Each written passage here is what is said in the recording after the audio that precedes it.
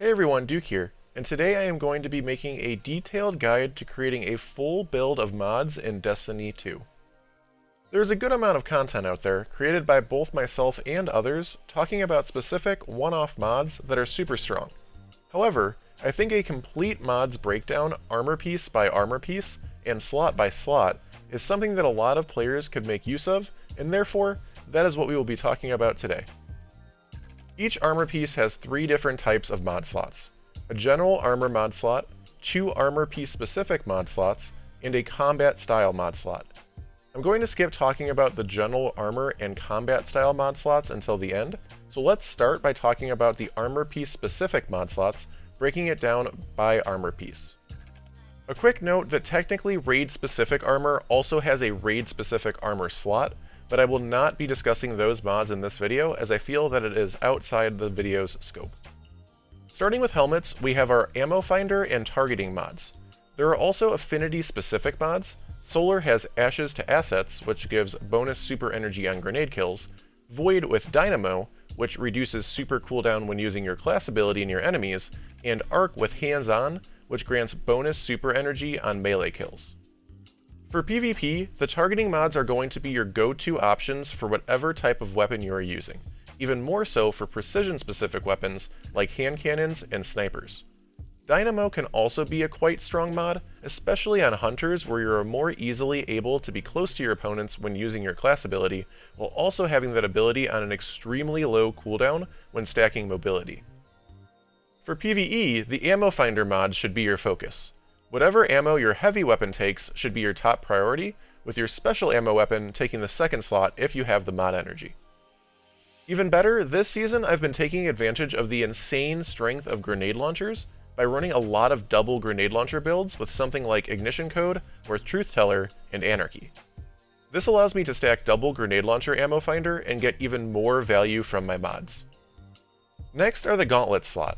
Here we have reload mods and dexterity mods, along with seasonally rotating barrier, overload, and unstoppable champion mods.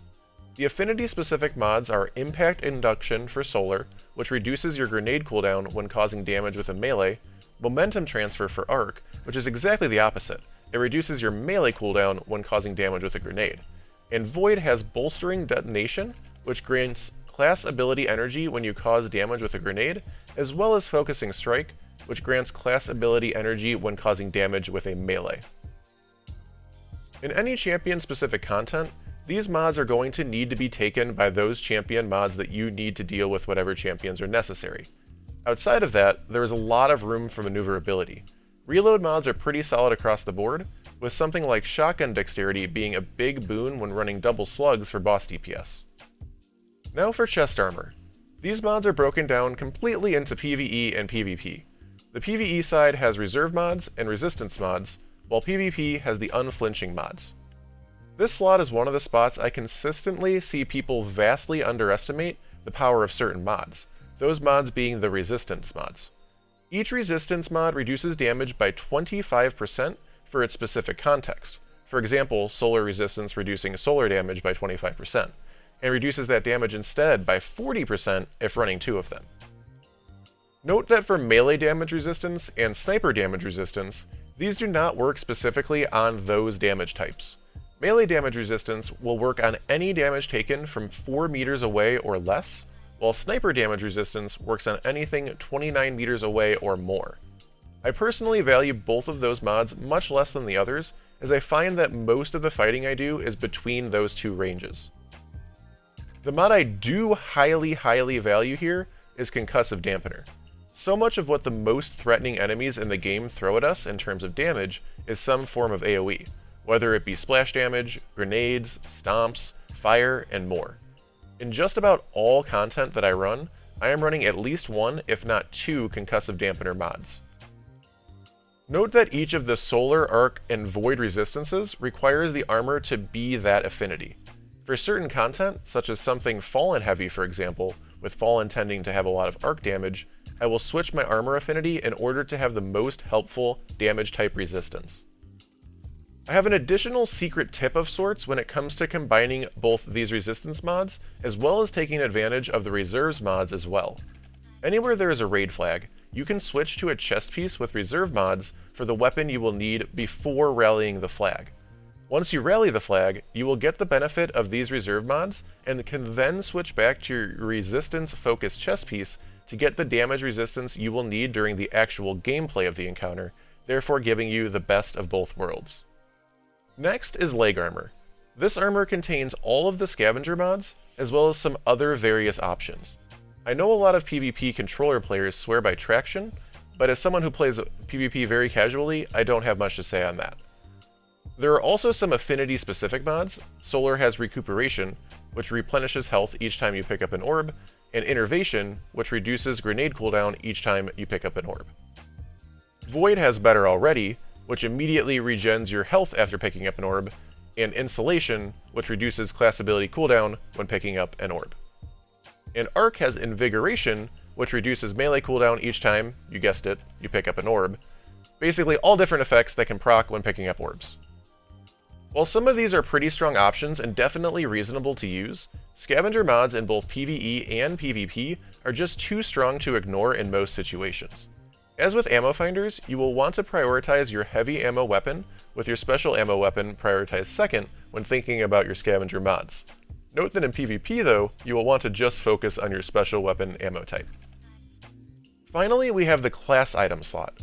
This is probably the most interesting and constantly changing of the slots, as most of the unique and powerful seasonal artifact mods are only usable in this slot, such as things like Breach and Clear and Energy Accelerant from this season. Keeping that in mind, those powerful rotating seasonal mods will usually be your first priority to slot in. After that, we have Distribution, which reduces all ability cooldowns when using your class ability near enemies.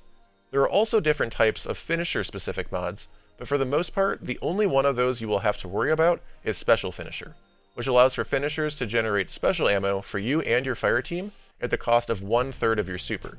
A pretty high cost, but a very strong and consistent option for ammo in situations where you may need it, such as potentially running double special in some high-end content. For affinities, Solar has Bomber, which reduces your grenade cooldown when using your class ability. I actually have a large amount of experience running this with my Stasis Warlock turret build, as running one, or better yet 2 of this mod can give a huge chunk of your grenade back and increase the overall strength of the build immensely. Void has Perpetuation, which reduces class ability cooldown when using your class ability. And finally, Arc has Outreach, which reduces melee cooldown when using your class ability.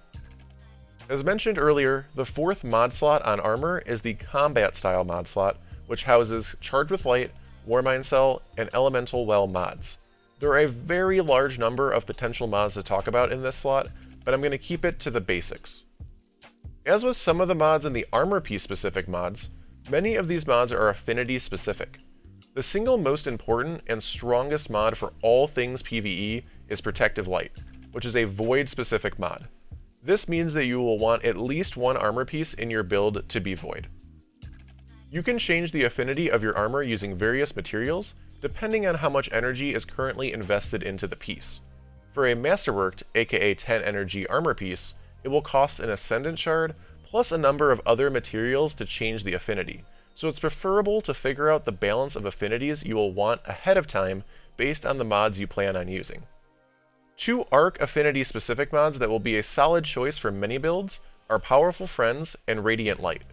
These mods give 20 mobility and 20 strength to your character respectively, as long as you are running another Arc mod on that same piece of armor, or another Arc Charge with Light mod, so if you're running both of these, they will activate each other. Powerful Friends also allows nearby allies to become Charged with Light whenever you become Charged with Light, while Radiant Light causes nearby allies to become Charged with Light whenever you cast your super. The stat bonuses alone are great, but in team-based content, these other perks are extremely beneficial as well. One more popular Arc affinity mod is Lucent Blade, which allows your swords to do bonus damage for 5 seconds whenever you do damage with a sword and are charged with light.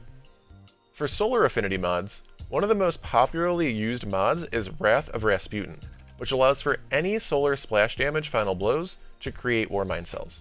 Warmind Cells are insanely strong add clear tools, and opening up the ability for more weapons to create them makes this mod very strong. As for the mods that can be used with any affinity armor, Taking Charge, Global Reach, and High Energy Fire are three of the most popular options. Taking Charge is going to be your go-to way to become Charged with Light for some of these other incredibly strong mods by allowing for any orbs that are picked up to give you a stack of Charged with Light. Global Reach is an easy way to fit a Warmind Cell Activator mod into your builds, as you do need to be running a Warmind Cell mod, such as Global Reach, to create Warmind Cells with Ikelos and Seraph weapons. It will also increase the distance at which Warmind Cells damage targets. Finally, High Energy Fire increases your weapon damage by 20% whenever you are charged with light. Note two things here though. Every enemy you defeat will remove a stack of Charged with Light, so you will need to have ways to stack up quite a few charges of Charged with Light to most effectively use this mod. Also, it does not stack with things like Well of Radiance or Weapons of Light, so for raid-type boss DPS encounters, this mod will in most cases not benefit you. But if you can keep the stacks up and are fighting multiple beefy enemies at a time, this can be a wonderfully potent mod option. There's plenty of ways to slot these combat mods with each other, but my personal recommendation would be to start with Taking Charge and Protective Light, and then mix and match remaining mods based on what the situation calls for. Finally, we have the General Armor mod slot. This slot allows you to boost any of the 6 stats every Guardian has: Mobility, Resilience, Recovery, Discipline, Intellect, or Strength, by either 5 or 10 total stats. These mods cost differing amounts, with the 5 stat bonuses of course costing less than the respective 10 stat bonuses. These mods are quite valuable in both PvE and PvP in order to push your stats up a few tiers that they wouldn't have normally been able to reach otherwise. My personal recommendation is to pick 2 stats to prioritize and use any extra mod energy you can to push up those stats as close to 100 as possible.